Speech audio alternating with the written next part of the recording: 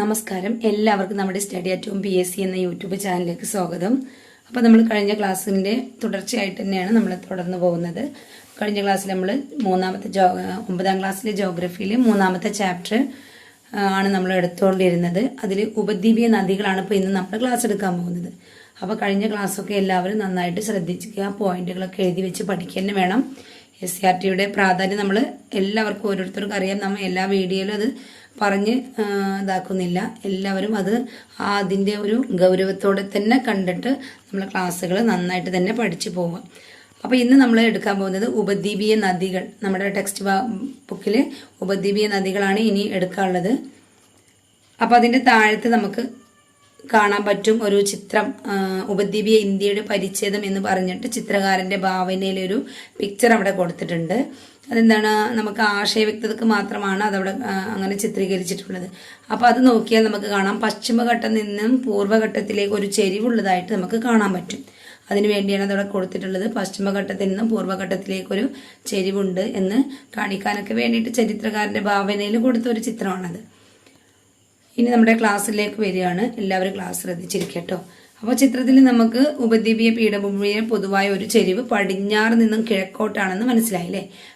പടിഞ്ഞാറ് നിന്നും കിഴക്കോട്ടാണ് ആ ഒരു ചെരിവ് എന്ന് നമുക്ക് ആ ഒരു ചിത്രത്തിലൂടെ നമുക്ക് മനസ്സിലാക്കാം. ഇതിലെ ഉയർന്ന ഭാഗമാണ് പശ്ചിമഘട്ടം. പശ്ചിമഘട്ടം. ഉപദ്വീപീയ ഇന്ത്യയിലെ പ്രധാന ജലവിഭാജകമാണ് പശ്ചിമഘട്ടം. അപ്പോൾ നമ്മൾ പറഞ്ഞു, ഈ ചെരിവ് ഉപദ്വീപീയ പീഠഭൂമിയെ പൊതുവായ ചെരിവ് പടിഞ്ഞാറ് നിന്ന് കിഴക്കോട്ടാണ് ഉപദ്വീപീയ പീഠഭൂമിയുടെ പൊതുവായ ചെരിവുള്ളത്. അത് നമ്മൾ PSCക്ക് നമ്മുടെ സ്റ്റേറ്റ്മെന്റ് ആയിട്ട് ചോദിക്കുമ്പോൾ ചിലപ്പോൾ കിഴക്ക് നിന്ന് പടിഞ്ഞാറോട്ടെന്ന് വരാം. അപ്പം നമ്മൾ തെറ്റിപ്പോവാതിരിക്കാൻ വേണ്ടിയിട്ട് നല്ലപോലെ തന്നെ പഠിച്ചു പോകണം. എവിടെ നിന്നാണ്? പടിഞ്ഞാറ് നിന്ന് കിഴക്കോട്ടാണ് ആ ഒരു ഉപദ്വീപീയ പീഠഭൂമിയുടെ പൊതുവായ ചെരിവുള്ളത്. ഇനി ഇതിലെ ഉയർന്ന ഭാഗം അതായത് പടിഞ്ഞാറ് ഭാഗമാണ് പശ്ചിമഘട്ടം. ഉയർന്ന ഭാഗം എവിടെയാണ്? പടിഞ്ഞാറ് ഭാഗത്താണ്. ആ ഭാഗമാണ് പശ്ചിമഘട്ടം. ഉപദ്വീപീയ ഇന്ത്യയിലെ പ്രധാന ജലവിഭാജകമാണ് പശ്ചിമഘട്ടം. ഉപദ്വീപീയ ഇന്ത്യയിലെ പ്രധാന ജലവിഭാജകമാണ് പശ്ചിമഘട്ടം. അതായത് ഒരുപാട് നദികളൊക്കെ ഈ പശ്ചിമഘട്ടത്തിൽ നിന്നാണല്ലോ ഉത്ഭവിക്കുന്നത്. അതുകൊണ്ടാണ് ജലവിഭാജകം എന്ന് പറയുന്നത്. പശ്ചിമഘട്ടവും മധ്യ ഉന്നത തടത്തിലെ മലനിരകളും ഡൽഹി കുന്നുകൾ വരെ നീളുന്ന അരാവലി നിരയും ചേർന്ന് ഉപദ്വീപിലെ നീരൊഴുക്കിനെ 3ആയി തരംതിരിക്കുന്നു. പശ്ചിമഘട്ടവും മധ്യ ഉന്നത തടത്തിലെ മലനിരകളും ഡൽഹി കുന്നുകൾ വരെ നീളുന്ന അരാവലി നിരയും ചേർന്ന് ഉപദ്വീപിലെ നീരൊഴുക്കിനെ 3ആയി തരംതിരിക്കുന്നു. നീരൊഴുക്ക് എന്ന് പറഞ്ഞാൽ നമ്മൾക്ക് എന്താണ്, വെള്ളം ഒഴുകി അല്ലെങ്കിൽ പുഴകളും നദികളൊക്കെ ആയിട്ട് മാറുന്നുണ്ടല്ലോ, അതാണ് നീരൊഴുക്ക് എന്ന് പറഞ്ഞത്. അതിനെ 3ആയിട്ട് തരംതിരിക്കുന്നുണ്ട്. ഏതൊക്കെയാണ്? പശ്ചിമഘട്ടവും മധ്യ ഉന്നത തടത്തിലെ മലനിരകളും ഡൽഹി കുന്നുകളും വരെ നീളുന്ന അരാവലി നിരയും ചേർന്നാണ് ഉപദ്വീപിലെ നീരൊഴുക്കിനെ 3ആയി തരംതിരിക്കുന്നത്. ഏതൊക്കെയാണ് അവ നോക്കാം. കിഴക്കോട്ടൊഴുകി ബംഗാൾ ഉൾക്കടലിൽ ചേരുന്ന ഉപദ്വീപീയ നദികൾ. അതിലൊന്ന് വരുന്നത് കിഴക്കോട്ടൊഴുകി ബംഗാൾ ഉൾക്കടലിൽ ചേരുന്ന ഉപദ്വീപീയ നദികൾ. രണ്ടാമത്തെ വരുന്നത് പടിഞ്ഞാറോട്ടൊഴുകി അറബിക്കടലിൽ ചേരുന്ന ഉപദ്വീപീയ നദികൾ. മൂന്നാമത്തത് വരുന്നത് വടക്കോട്ടൊഴുകി യമുനയിലും ഗംഗയിലും ചേരുന്ന നദികൾ. അപ്പൊ 3ആയിട്ടാണ് നമ്മുടെ അല്ലെങ്കിൽ ഉപദ്വീപീയ ഇന്ത്യയിലെ നീരൊഴുക്കിനെ 3 ഭാഗങ്ങളായിട്ട് നമ്മൾ തരംതിരിക്കുന്നുണ്ട്. ഒന്നാമത്തത് പറയുന്നത് കിഴക്കോട്ടൊഴുകിയിട്ട് ബംഗാൾ ഉൾക്കടലിൽ ചേരുന്ന ഉപദ്വീപീയ നദികൾ. രണ്ടാമത് പറയുന്നത് പടിഞ്ഞാറോട്ടൊഴുകി അറബിക്കടലിൽ ചേരുന്ന ഉപദ്വീപീയ നദികളെന്നും. മൂന്നാമത് പറയുന്നത് വടക്കോട്ടൊഴുകി യമുനയിലും ഗംഗയിലും ചേരുന്ന നദികൾ. ഇങ്ങനെയാണ് 3ആയിട്ട് നമ്മുടെ ഉപദ്വീപിലെ നീരൊഴുക്കിനെ തരംതിരിച്ചിട്ടുള്ളത്. അതിലൊന്നാമത് നമുക്ക് പറയാം കിഴക്കോട്ടൊഴുകുന്ന ഉപദ്വീപീയ നദികൾ. കിഴക്കോട്ടൊഴുകുന്ന ഉപദ്വീപീയ നദികൾ ഏറെയും ജന്മമെടുക്കുന്നത് പശ്ചിമഘട്ടത്തിലാണ്. പശ്ചിമഘട്ടമാണ് ഇന്ത്യയിലെ പ്രധാന ജലവിഭാജകം എന്ന് പറയുന്നത്. അപ്പൊ അതുകൊണ്ട് തന്നെ കിഴക്കോട്ടൊഴുകുന്ന ഉപദ്വീപീയ നദികൾ ഏറെയും ജന്മമെടുക്കുന്നത് പശ്ചിമഘട്ടത്തിലാണ്. ഇനി നമുക്ക് ഒരു ബോക്സിൽ കൊടുത്തിട്ടുണ്ട് വൃഷ്ടിപ്രദേശം. എന്താണ് വൃഷ്ടിപ്രദേശം? ഒരു നദിയിലേക്ക് ജലം ഒഴുകിയെത്തുന്ന നിശ്ചിത ഭൂപ്രദേശമാണ് ആ നദിയുടെ വൃഷ്ടിപ്രദേശം.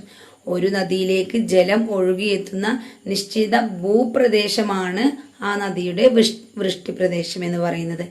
ഇനി നീർത്തടം എന്നാൽ എന്താ നോക്കാം. ഒരു നദിയും അതിന്റെ പോഷക നദികളും ഉൾപ്പെടുന്ന പ്രദേശത്തെ നീർത്തടം എന്ന് വിളിക്കുന്നു. വൃഷ്ടിപ്രദേശം എന്ന് പറയുന്നതിന്റെ ഇംഗ്ലീഷ് എന്താണ്?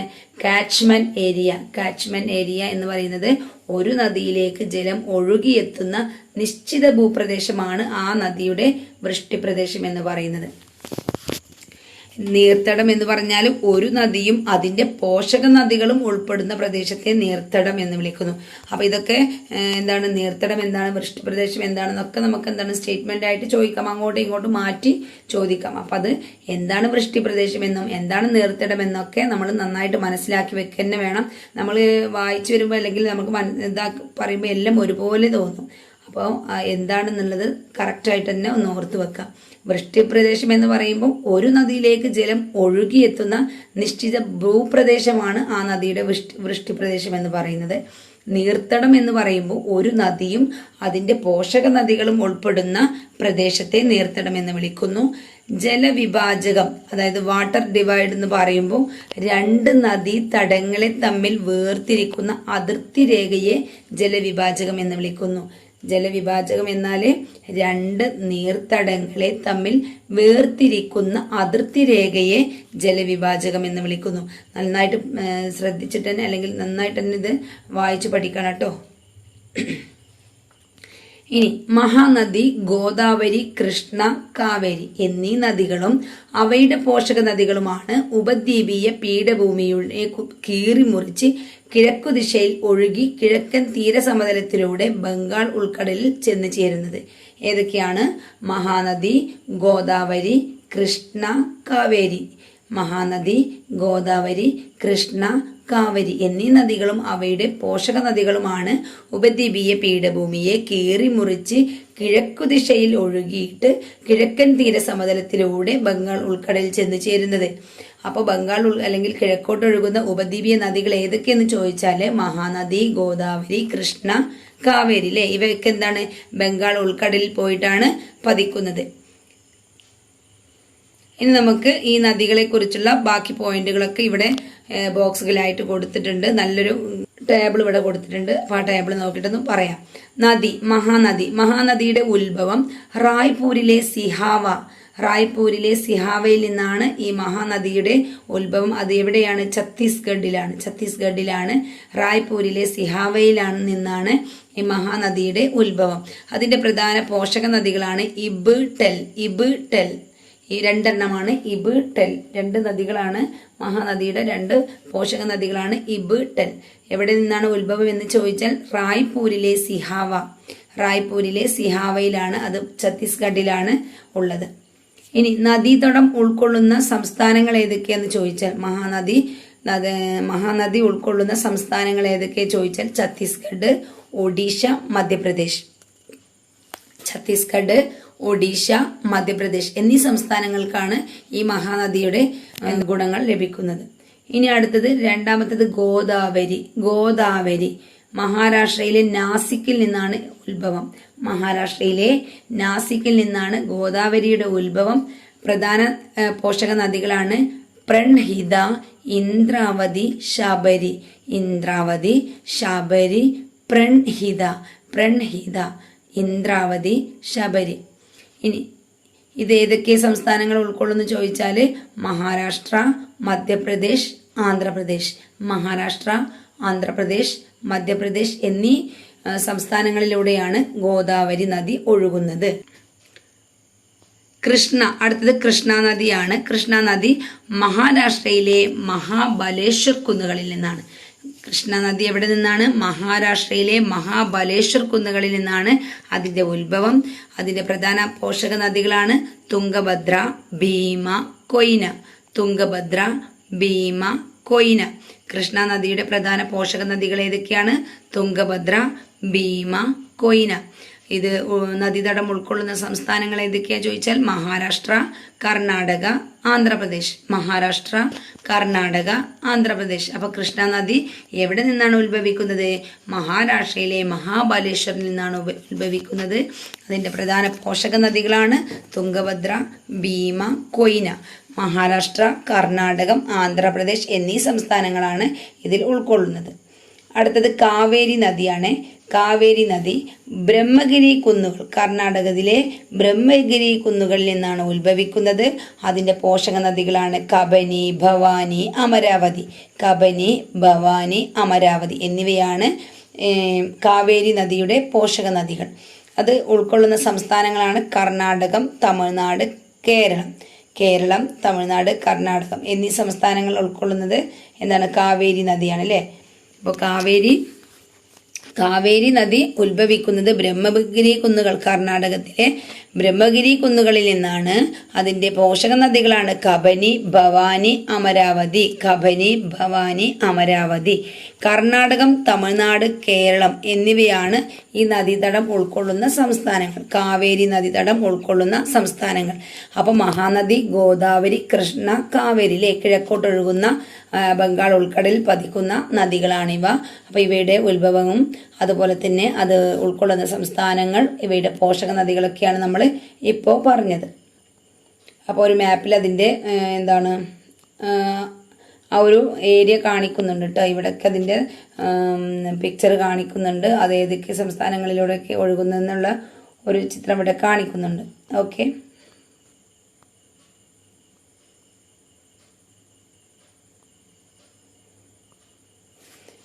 ഇനി ഗോദാവരിയാണ് ഏറ്റവും വലിയ ഉപദ്വീപീയ നദി. ഗോദാവരിയാണ് ഏറ്റവും വലിയ ഉപദ്വീപീയ നദി. ഉപദ്വീപീയ നദികളിൽ ഏറ്റവും വലുത് ഏതെന്ന് ചോദിച്ചാൽ ഗോദാവരി. ഗോദാവരിയാണ് ഏറ്റവും വലിയ ഉപദ്വീപീയ നദി.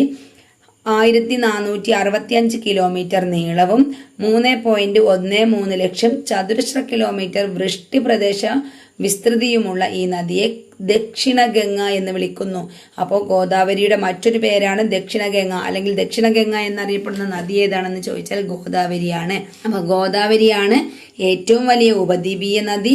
1465 കിലോമീറ്റർ നീളവും 3.13 ലക്ഷം ചതുരശ്ര കിലോമീറ്റർ വൃഷ്ടിപ്രദേശ വിസ്തൃതിയുമുള്ള ഈ നദിയെ ദക്ഷിണ ഗംഗ എന്ന് വിളിക്കുന്നു. ദക്ഷിണ ഗംഗ എന്നറിയപ്പെടുന്നത് ഗോദാവരി നദിയാണ്. കൃഷ്ണ, കാവേരി നദികളാണ് യഥാക്രമം വലുപ്പത്തിൽ 2ഉം 3ഉം സ്ഥാനത്ത്. അപ്പൊ ഏറ്റവും വലിയ നദി ഉപദ്വീപീയ നദികളിൽ ഏറ്റവും വലുത് ഗോദാവരിയാണ്, രണ്ടാമത് കൃഷ്ണ, മൂന്നാമത് കാവേരി. അപ്പൊ ഗോദാവരി, കൃഷ്ണ, കാവേരി ആ ഒരു ഓർഡറിൽ തന്നെ പഠിച്ചു വെച്ചാൽ നമുക്കറിയാം. ഉപദ്വീപീയ നദികളിൽ ഏറ്റവും ചെറുത് ഏതെന്ന് ചോദിക്കുമ്പോൾ എന്താണ്? കാവേരി പറയാം അല്ലെ. വലുത് ഏതാണ്? ഗോദാവരി. അപ്പൊ ഗോദാവരി, കൃഷ്ണ, കാവേരി അങ്ങനെ തന്നെ പഠിച്ചു വെക്കാം.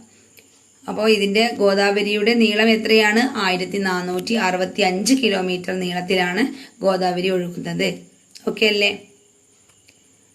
ഇനി ഇവിടേക്ക് ഒരു ബോക്സിൽ കൊടുത്തിട്ടുണ്ട് കാവേരി നദീജല തർക്കം. കാവേരി നദീജല തർക്കം വായിച്ചു നോക്കാം.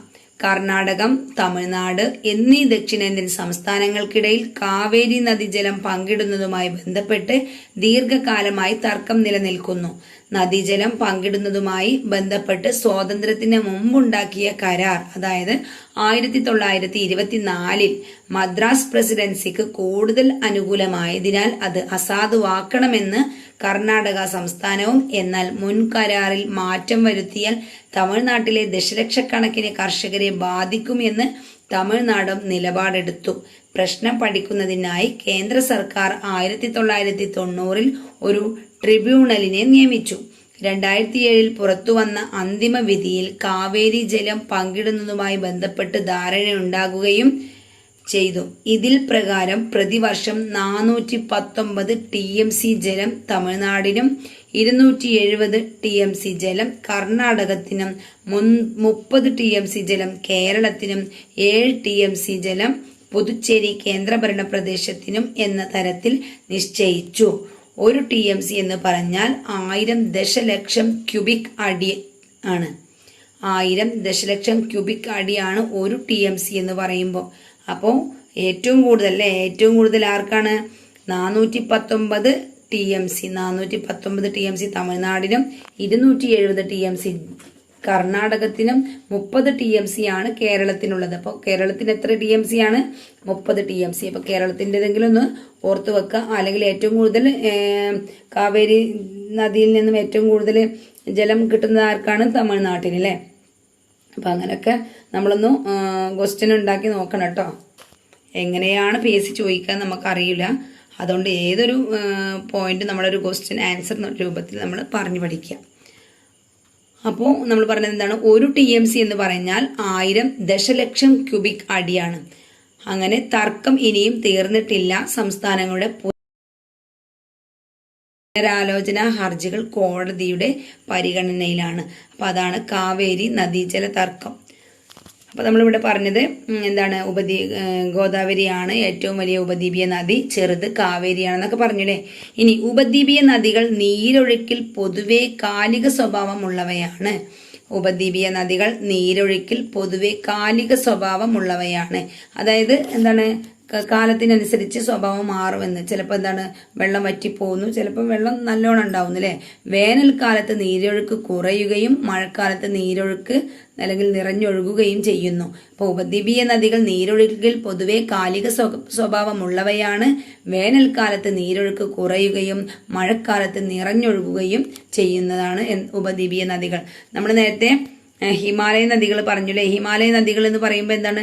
മഴക്കാലമായാലും വേനൽക്കാലമായാലും എന്താണ്? ഫുൾ ടൈം അവിടെ നീരൊഴുക്ക് ഉണ്ടായിരിക്കും അല്ലേ. കാരണം മഴക്കാലമായാലും മഴ പെയ്തിട്ടുള്ള വെള്ളവും ഉണ്ടാവും, വേനൽക്കാലമായാലും എന്താണ്? മഞ്ഞുരുകിയ വെള്ളവും നദികളിൽ ഉണ്ടായിരിക്കും. അപ്പോൾ ഉപദ്വീപീയ നദികൾ എന്താണ്? കാലിക സ്വഭാവമുള്ളവയാണ്. ഉപദ്വീപീയ സ്റ്റേറ്റ്മെന്റ് ആയിട്ട് ചോദിക്കാം അല്ലെ. ഉപദ്വീപീയ നദികൾ കാലിക സ്വഭാവമുള്ളവയാണ് അല്ലേ. ഒന്നാമത്തെ പ്രസ്താവന ശരിയാണോ? അങ്ങനെയൊക്കെ ചോദിച്ചൂടെ. അപ്പോൾ നമ്മൾ നന്നായിട്ട് ബുക്ക് വായിക്കാൻ വേണം. ഓരോ പോയിന്റും വിട്ടു പോവാൻ പാടില്ല.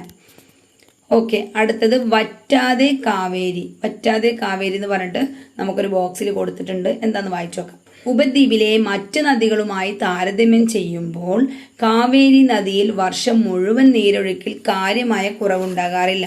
ഉപദ്വീപിലെ മറ്റ് നദികളുമായിട്ട് കാവേരിയെ താരതമ്യം ചെയ്യുമ്പോൾ എന്താണ് കാവേരിയുടെ പ്രത്യേകത? കാവേരി നദിയിൽ വർഷം മുഴുവൻ നീരൊഴുക്കിൽ കാര്യമായ കുറവുണ്ടാകാറില്ല. ഉഷ്ണകാലത്ത് ഈ നദിയുടെ വൃഷ്ടി പ്രദേശത്ത് തെക്കു പടിഞ്ഞാറൻ മൺസൂൺ മഴയും ശൈത്യകാലത്ത് വടക്കു കിഴക്കൻ മൺസൂൺ മഴയും ലഭിക്കുന്നതാണ് ഇതിന് കാരണം. അപ്പോൾ തെക്കു പടിഞ്ഞാറൻ മൺസൂൺ മഴയും വടക്കു കിഴക്കൻ മൺസൂൺ മഴയും ലഭിക്കുന്നത് കൊണ്ട് തന്നെ കാവേരി നദിയിൽ ജലം എന്താണ്? അധികമൊന്നും വറ്റാറില്ല. അതാണ് കാവേരി നദിയുടെ ഒരു പ്രത്യേകത അല്ലെ. നമ്മൾ ഇപ്പൊ പറഞ്ഞത് എന്താണ്? കിഴക്കോട്ടൊഴുകുന്ന നദികളെ കുറിച്ചാണ് അല്ലെ. കിഴക്കോട്ടൊഴുകിയിട്ട് ബംഗാൾ ഉൾക്കടലിൽ പതിക്കുന്ന നദികളെ കുറിച്ചാണ് പറഞ്ഞത്. ഉപദ്വീപീയ പീഠഭൂമികളിലെ നദികളെ അല്ലെങ്കിൽ നീരൊഴുക്കിനെ അടിസ്ഥാനമാക്കിയിട്ട് നമ്മൾ 3ആയിട്ട് തരംതിരിച്ചിട്ടുണ്ടെന്ന് പറഞ്ഞു. ഒന്നെന്താണ്? കിഴക്കോട്ടൊഴുകി ബംഗാൾ ഉൾക്കടലിൽ പതിക്കുന്നു. പിന്നെ രണ്ടാമത് പറഞ്ഞത് പടിഞ്ഞാറോട്ടൊഴുകി അറബിക്കടലിൽ പതിക്കുന്നു. മൂന്നാമത് പറഞ്ഞത് വടക്കോട്ടൊഴുകിയിട്ട് ഗംഗയിലും യമുനയിലൊക്കെ പതിക്കുന്നത് പറഞ്ഞു. അതിൽ ഫസ്റ്റ് നമ്മൾ പറഞ്ഞത് കിഴക്കോട്ടൊഴുകി ബംഗാൾ ഉൾക്കടലിൽ പതിക്കുന്ന നദികളെ കുറിച്ചാണ്. ഉപദ്വീപീയ നദികളെ കുറിച്ച് പറഞ്ഞു അല്ലെ. ഏതൊക്കെയാണ്? മഹാനദി, ഗോദാവരി, കാവേരി, കൃഷ്ണ അല്ലെ. ഇവയൊക്കെയാണ് അത്. ഇനി പടിഞ്ഞാറോട്ടൊഴുകുന്ന ഉപദ്വീപീയ നദികൾ ഏതൊക്കെയാ നോക്കാം. നർമ്മദ, താപ്തി എന്നീ നദികൾ ഒഴിച്ചാൽ പടിഞ്ഞാറോട്ടൊഴുകുന്ന നദികളെ ഏറെയും പശ്ചിമഘട്ടത്തിന്റെ പടിഞ്ഞാറെ ചെരുവിൽ നിന്ന് ഉത്ഭവിച്ച് പടിഞ്ഞാറൻ തീരസമതലത്തിലൂടെ അതിവേഗം അറബിക്കടലിൽ പതിക്കുന്നവയാണ്. അപ്പൊ നർമ്മദ, താപ്തി എന്നീ നദികൾ ഒഴിച്ചാൽ പടിഞ്ഞാറോട്ടൊഴുകുന്ന നദികൾ ഏറെയും എവിടെയാണ്? പശ്ചിമഘട്ടത്തിന്റെ പടിഞ്ഞാറെ ചെരുവിൽ നിന്ന് ഉത്ഭവിക്കുന്നവയാണ്. മാത്രമല്ല പടിഞ്ഞാറൻ തീരസമതലത്തിലൂടെ അതിവേഗം അറബിക്കടലിൽ പതിക്കുന്നവയുമാണ്. നർമ്മദ, താപ്തി എന്നീ നദികൾ മധ്യ ഉന്നത തടത്തിലെ ഉയർന്ന പ്രദേശങ്ങളിലാണ് ഉത്ഭവിക്കുന്നത്. അപ്പൊ അത് രണ്ടും പ്രത്യേകം നമുക്ക് നോക്കണം. കാരണം ബാക്കിയുള്ളതൊക്കെ എവിടെ നിന്നാ പറഞ്ഞത്? നർമ്മദ, താപ്തി ഒഴിച്ചില്ലേ, നദികൾ ഒഴിച്ചാൽ പടിഞ്ഞാറോട്ട് ഒഴുകുന്ന നദികളിലേറെയും പശ്ചിമഘട്ടത്തിന്റെ പടിഞ്ഞാറെ ചെരുവിൽ നിന്ന് ഉത്ഭവിച്ച് പടിഞ്ഞാറൻ തീരസമതലത്തിലൂടെ അതിവേഗം അറബിക്കടലിൽ പതിക്കുന്നവയാണ്. നർമ്മദയും താപ്തി നദികളുമാണ് മധ്യ ഉന്നത തടത്തിലെ ഉയർന്ന പ്രദേശങ്ങളിലാണ് ഉത്ഭവിക്കുന്നത്. അപ്പൊ അവ രണ്ടും നമ്മൾ എന്ത് ചെയ്യണം? പ്രത്യേകം ഒന്ന് ഓർത്തു വെക്കണം. ഏതൊക്കെയാണ് നദികളെന്ന്? നർമ്മദയും താപ്തിയും. ഇവയുടെ ഉത്ഭവം എവിടെ നിന്നാണ്? ഉത്ഭവം മധ്യ ഉന്നത തടത്തിലെ ഉയർന്ന പ്രദേശങ്ങളിലാണ് ഉത്ഭവിക്കുന്നത്. മാർബിൾ ശിലകളിൽ കടഞ്ഞെടുത്ത ചെങ്കുത്തായ താഴ്വരയും ജബൽപൂരിന് സമീപമുള്ള ദുവാൻദാർ വെള്ളച്ചാട്ടവും സർദാർ സരോവർ വിവിധോദ്ദേശ നദീതട പദ്ധതിയും നർമ്മദാ നദിയെ ശ്രദ്ധേയമാക്കുന്നു. അപ്പൊ നർമ്മദാ നദിയുടെ പ്രത്യേകതകളാണ് പറഞ്ഞത്. എന്തൊക്കെയാണ്? ചെങ്കുത്തായ താഴ്വരയും ജബൽപൂരിന് സമീപമുള്ള ദുവാൻദാർ വെള്ളച്ചാട്ടം. അപ്പൊ അതൊക്കെ നമ്മൾ ഇതുവരെ കേൾക്കാത്ത പോയിന്റുകളായിട്ടാണ് എനിക്ക് തോന്നുന്നത്. നന്നായിട്ട് പഠിക്കട്ടോ. മാർബിൾ ശിലകളിൽ കടഞ്ഞെടുത്ത ചെങ്കുത്തായ താഴ്വരയും ജബൽപൂരിന് സമീപമുള്ള ദുവാൻദാർ വെള്ളച്ചാട്ടവും സർദാർ സരോവർ വിവിധോദ്ദേശ നദീതട പദ്ധതിയും നർമ്മദാ നദിയെ ശ്രദ്ധേയമാക്കുന്നു. അപ്പൊ ഇതൊക്കെ എന്താണ്? നർമ്മദാ നദിയിലാണ് ഉള്ളത്. ദുവാൻദാർ വെള്ളച്ചാട്ടം അല്ലെ, അതെവിടെയാണെന്ന് ചോദിച്ചാൽ അതെവിടെയാണ്? നർമ്മദാ നദിയിലാണ്. അതുപോലെ തന്നെ സർദാർ സരോവർ വിവിധോദ്ദേശ നദീതട പദ്ധതിയും നർമ്മദാ നദിയെ ശ്രദ്ധേയമാക്കുന്നു. നമ്മൾ പറഞ്ഞത് നർമ്മദ ദാപ്തി എവിടെ നിന്നാണ് ഒഴുകുന്നത് പറഞ്ഞു? മധ്യ ഉന്നത തടത്തിലെ ഉയർന്ന പ്രദേശങ്ങളിൽ നിന്നാണ് ഉത്ഭവിക്കുന്നത്.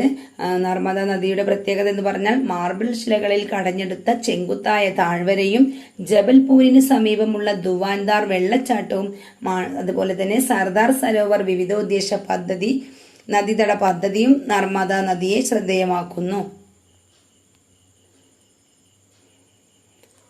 ഇനി നമുക്ക് നോക്കാം നർമ്മദയും ദാപ്തിയെയും കുറിച്ചുള്ള കുറച്ച് വിവരങ്ങൾ ഇവിടെ കൊടുത്തിട്ടുണ്ട്. നർമ്മദ അമർകണ്ടക് എവിടെ?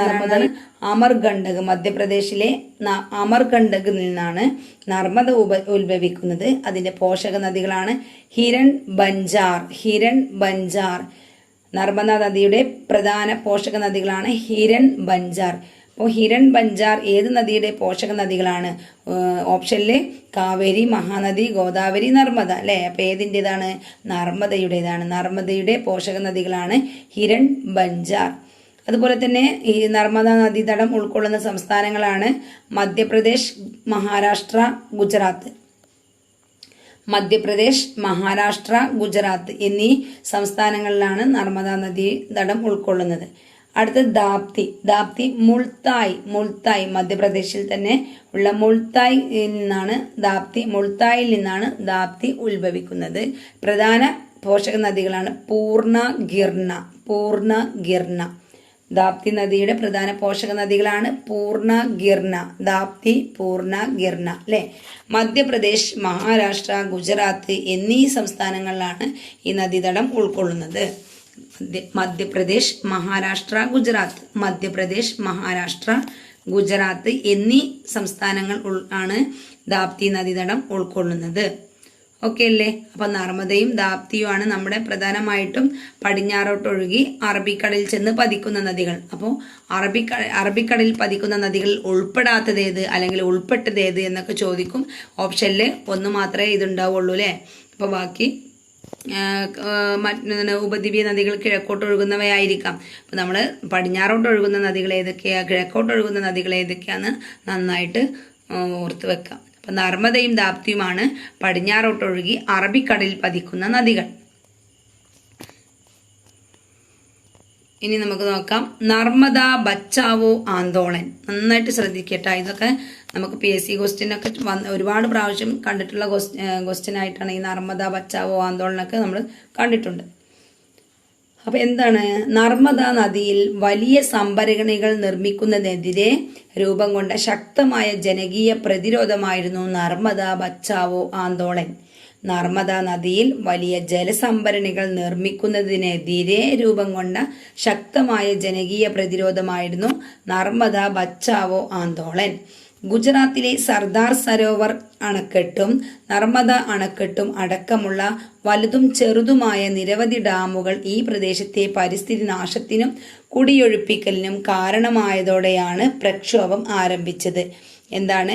ഗുജറാത്തിലെ സർദാർ സരോവർ അണക്കെട്ടും നർമ്മദ അണക്കെട്ടും അടക്കമുള്ള വലുതും ചെറുതുമായ നിരവധി ഡാമുകൾ ഈ പ്രദേശത്തെ പരിസ്ഥിതി നാശത്തിനും കുടിയൊഴിപ്പിക്കലിനും കാരണമായതോടെയാണ് എന്ത് ചെയ്തത്? പ്രക്ഷോഭം ആരംഭിച്ചത്.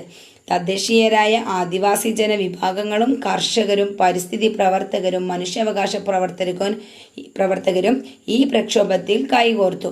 1994 മുതൽ 1999 വരെ ഈ പദ്ധതിയുടെ നിർമ്മാണ പ്രവർത്തനങ്ങൾ നിർത്തിവെക്കാനായതും ലോകബാങ്ക് അടക്കമുള്ള നിക്ഷേപകരെ പിന്തിരിപ്പിക്കാനായതും പദ്ധതിയെ സംബന്ധിച്ചുള്ള പുനർചിന്തനവും ഈ പ്രക്ഷോഭത്തിന്റെ നേട്ടങ്ങളാണ്. എന്തൊക്കെയാണ്? 1994 മുതൽ 99 വരെ ഈ പദ്ധതിയുടെ നിർമ്മാണ പ്രവർത്തനങ്ങൾ നിർത്തിവെക്കാനായതും അതുപോലെ തന്നെ ലോകബാങ്ക് അടക്കമുള്ള നിക്ഷേപകരെ പിന്തിരിപ്പിക്കാനായതും പദ്ധതിയെ സംബന്ധിച്ചുള്ള പുനർചിന്തനവും ഒക്കെ എന്താണ്? ഈ പ്രക്ഷോഭത്തിന്റെ നേട്ടങ്ങളാണ്. അപ്പം അത്രയാണ് ആ ഒരു ബോക്സിലുള്ളത്. ഇനി നമുക്ക് നോക്കാം വടക്കോട്ടൊഴുകുന്ന ഉപദ്വീപീയ നദികൾ. ഗംഗയിലെത്തുന്ന ഉപദ്വീപീയ നദികൾ ഏതൊക്കെ നോക്കാം. മാൾവ പീഠഭൂമിയിലെ ഉയർന്ന പ്രദേശങ്ങളിൽ നിന്ന് ഉത്ഭവിച്ച് വടക്കോട്ടൊഴുകി യമുന നദിയിലേക്കും നേരിട്ട് ഗംഗാ നദിയിലേക്കും ചേരുന്ന പ്രധാന നദികൾ ഏതെല്ലാമാണെന്ന് നമുക്ക് മുന്നേ പഠിച്ചിട്ടുണ്ട്. അതായത് ചമ്പൽ, ബേട്ടുവ, ലേക്കൻ, സോൺ. നമ്മുടെ ഗംഗയുടെയും യമുനയുടെയൊക്കെ പോഷക നദികൾ കുറേ ഉണ്ട് അല്ലേ. അപ്പോൾ അതൊക്കെ എന്താണ്? ഗംഗയിലേക്കും യമുനയിലേക്കും ഒക്കെ എത്തുന്ന ഉപദ്വീപീയ നദികളിൽ പെടുന്നതാണ്. ഈ നദികളെ ഗംഗാ നദിയുടെ ഉപദ്വീപീയ പോഷക നദികൾ എന്നാണ് വിളിക്കുന്നത്. അപ്പോൾ നമുക്ക് ജസ്റ്റ് ഒന്ന് അതിൻ്റെ പിക്ചർ ഒന്ന് കണ്ടിട്ട് വരാം. ഇവിടെ മുകളിൽ നമ്മളൊരു പിക്ചർ കാണിച്ചിട്ടുണ്ട് അല്ലേ. ഈ ഒരു മാപ്പിൽ നമുക്ക് കാണാം ഉപദ്വീപീയ. ഈ ഒരു യെല്ലോ ഷെയ്ഡ് കൊടുത്തിട്ടുള്ളതാണ് നമ്മുടെ ഉപദ്വീപീയ ഇന്ത്യയുടെ ഭാഗമായിട്ടുള്ളത്. അപ്പോൾ അതിൽ വരുന്ന നദികൾ നേരത്തെ നമ്മൾ പറഞ്ഞു അല്ലേ. ഗോദാവരി, കൃഷ്ണ, കാവേരി ഇതൊക്കെ പറഞ്ഞു. അതുപോലെ തന്നെ നർമ്മദ, താപ്തി, പടിഞ്ഞാറോട്ടൊഴുകുന്ന നർമ്മദ, താപ്തി പറഞ്ഞു. നർമ്മദ, താപ്തി ഇവ രണ്ടുമാണ് പടിഞ്ഞാറോട്ടൊഴുകി അറബിക്കടലിൽ എത്തുന്നത് അല്ലേ. ഗോദാവരി, കൃഷ്ണ, മഹാനദിയൊക്കെ എന്താണ്? കിഴക്കോട്ടൊഴുകുന്നവയാണ്. അതുപോലെ ഇപ്പോൾ നമ്മൾ വടക്കോട്ടൊഴുകി ഗംഗയിലും യമുനയിലൊക്കെ പതിക്കുന്നത് ചമ്പൽ, സിന്ധ്, ബത്വ, കെൻ, സോൺ അല്ലേ. ഇതൊക്കെ വടക്കോട്ടൊഴുകി യമുനയിലും ഗംഗയിലൊക്കെ പതിക്കുന്ന ഉപദ്വീപീയ നദികളാണ് കേട്ടോ. ഓക്കെ അല്ലേ.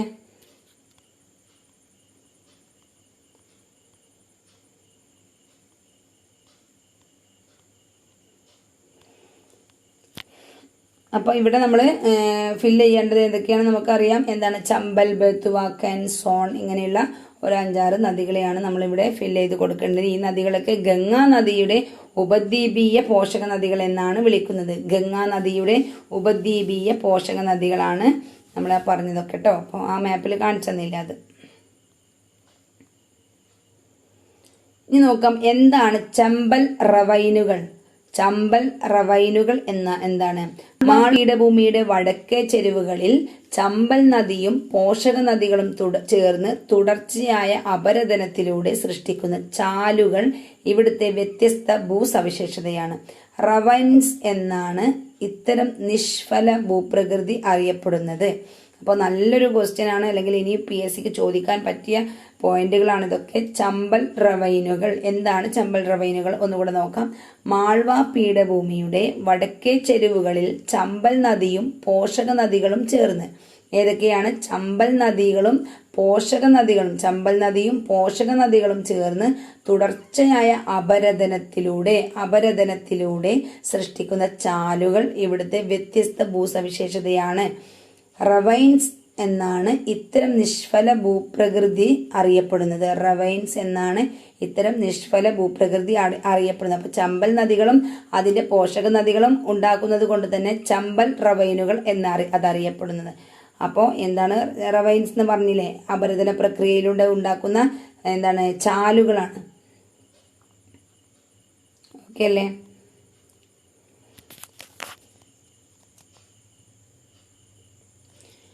ഇനി ജലസേചനം, ഊർജോൽപാദനം, വിനോദസഞ്ചാരം തുടങ്ങിയ മേഖലകളിൽ ഉപദ്വീപീയ നദികളെ നാം ഏറെ പ്രയോജനപ്പെടുത്തുന്നുണ്ട്. ഉപദ്വീപീയ നദികളെ നാം പ്രയോജനപ്പെടുത്തുന്നത് എന്തിനൊക്കെ വേണ്ടിയാണ്? ജലസേചനം, ഊർജോൽപാദനം, വിനോദസഞ്ചാരം. ജലസേചനം, ഊർജോൽപാദനം, വിനോദസഞ്ചാരം തുടങ്ങിയ മേഖലകളിൽ ഉപദ്വീപീയ നദികളെ നാം ഏറെ പ്രയോജനപ്പെടുത്തുന്നുണ്ട്. ഇനി നമുക്ക് ഉപദ്വീപീയ അല്ലെങ്കിൽ ഇന്ത്യൻ ഉപദ്വീപിലെ ചില പ്രധാന വിവിധോദ്ദേശ നദീതട പദ്ധതികൾ ഏതൊക്കെയാണെന്ന് നോക്കാം. നദീതട പദ്ധതിയുടെ പേര് കൊടുത്തിട്ടുണ്ട് ഹിരാക്കുഡ്. ഹിരാക്കുഡ് അത് ഏത് നദിയിലാണ്? മഹാനദിയിലാണ്. സംസ്ഥാനം ഒഡീഷയിലാണ്. മഹാനദി. ഹിരാക്കുഡ് നദീതട പദ്ധതിയുടെ പേരാണ് ഹിരാക്കുഡ്. അത് മഹാനദിയിലാണ്, ഒഡീഷയിലാണ്. സംസ്ഥാനം ഒഡീഷയാണ്. അപ്പം ഹിരാക്കുഡ് മഹാനദിയിൽ നമുക്ക് അങ്ങനെ തന്നെ പഠിച്ചു പോവല്ലേ. ഹിരാക്കുഡ് മഹാനദി ഒഡീഷയിൽ. തുംഗഭദ്ര. തുംഗഭദ്ര അടുത്ത നദീതട പദ്ധതിയുടെ പേരാണ് തുംഗഭദ്ര. തുംഗഭദ്ര നദി കൃഷ്ണ നദിയുടെ പോഷക നദിയാണ്. തുംഗഭദ്ര നദി എന്ന് പറയുന്നത് കൃഷ്ണ നദിയുടെ പോഷക നദിയാണ്. തുംഗഭദ്ര നദീതട പദ്ധതി ഏത് നദിയിലാണ്? തുംഗഭദ്ര നദിയിലാണ് ഇതുള്ളത്. എന്താണ്? കൃഷ്ണ നദിയുടെ പോഷക നദിയായിട്ടാണ് ഈ തുംഗഭദ്ര വരുന്നത് കേട്ടോ. അപ്പോൾ അത് തുംഗഭദ്ര പദ്ധതി തുംഗഭദ്ര നദിയിൽ തന്നെയാണുള്ളത്. അത് കർണാടകയിലാണ്. സംസ്ഥാനം കർണാടകയാണ്. അടുത്തത് സർദാർ സരോവർ പദ്ധതി. സർദാർ സരോവർ നദീതട പദ്ധതി അതുള്ളത് ഏത് നദിയിലാണ്? നർമ്മദ നദിയിലാണ്. നർമ്മദ നദിയിലാണ്. നമ്മൾ നേരത്തെ പറഞ്ഞില്ലേ നർമ്മദ നദിയിലെ പ്രത്യേകതയാണ് അല്ലെങ്കിൽ ശ്രദ്ധേയമാക്കുന്ന കാര്യങ്ങൾ 3 പോയിന്റ് പറഞ്ഞു. അതിലൊന്നാണ് സർദാർ സരോവർ നദീതട പദ്ധതി. അപ്പൊ സർദാർ സരോവർ നദീതട പദ്ധതി ഏത് നദിയിലാണ്? നർമ്മദ നദിയിലാണ്. അത് എവിടെയാണ് അല്ലെങ്കിൽ ഏത് സംസ്ഥാനത്താണ്? ഗുജറാത്തിലാണ്. ഗുജറാത്തിലാണ്. അടുത്തത് കൃഷ്ണരാജസാഗർ നദീതട പദ്ധതി. കൃഷ്ണരാജസാഗർ നദീതട പദ്ധതി കാവേരി നദിയിലാണ്. അപ്പൊ ഇത് നന്നായിട്ട് നമ്മൾ ശ്രദ്ധിക്കണം. കാരണം കൃഷ്ണരാജസാഗർ, കൃഷ്ണ എന്ന് പറയുമ്പോൾ നമ്മൾ വിചാരിക്കും ചിലപ്പോൾ കൃഷ്ണ നദിയിലാണെന്ന്. അത് തെറ്റിപ്പോവരുത്. കൃഷ്ണരാജസാഗർ നദീതട പദ്ധതി കൃഷ്ണ നദിയിലല്ല, കാവേരി നദിയിലാണ്. കൃഷ്ണരാജസാഗർ നദീതട പദ്ധതി എവിടെയാണ്? കാവേരി നദിയിലാണ്. എവിടെയാണ് ഇതിന്റെ സംസ്ഥാനം? കർണാടകം. കർണാടകത്തിലാണ് കൃഷ്ണരാജസാഗർ പദ്ധതി ഉള്ളത്. അപ്പോൾ കാവേരി നദിയിലാണ്.